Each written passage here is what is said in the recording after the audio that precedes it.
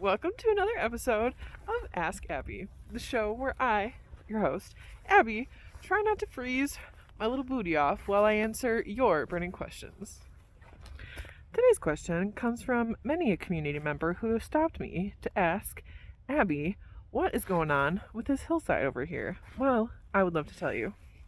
Now, if you recall from the last episode when we were talking about buckthorn, we cut down quite a bit of buckthorn within all three of our parks, and we have to have somewhere to go with it, something to do with it. So one thing that we do is we make fascines, which are just bundles of sticks, in our case mostly buckthorn, that we put together, and then we use those for things like erosion control, we use them to line trails, and we use them to help kind of keep things where they're supposed to be.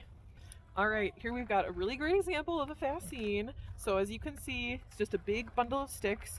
We make it on the ground by laying sticks in the same direction as each other. Then we take a piece of twine. We try and get it all the way around while yelling ow, ow, ow as the buckthorn pokes us in the arms. Then we just yank it as tight as we can till we get this sucker put into one big bale. Then we're able to put it wherever we want to.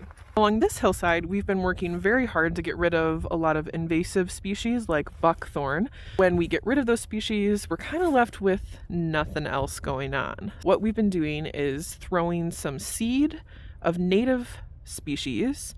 Then we're putting down this kind of burlap fabric that you see here in rows, holding that down with some stakes.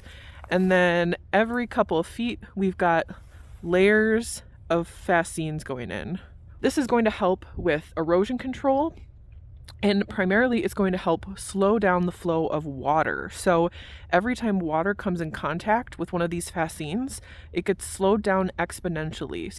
In the long run, the burlap fabric and the fascines that we make will just break down and eventually disappear back into the ground where they are laying. So it's a really nice way to kind of use something that is not very nice, not very good for the area that it's in, and turn it into something that's a little bit more useful, a little bit more helpful for us, and a great way to get rid of the stuff that we don't need.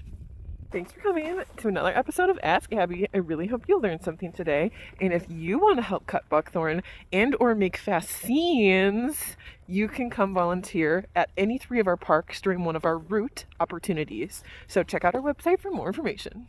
Also, you'll probably get to hang out with me, and if that's not enough to convince you to come, I don't know what is. So see you there.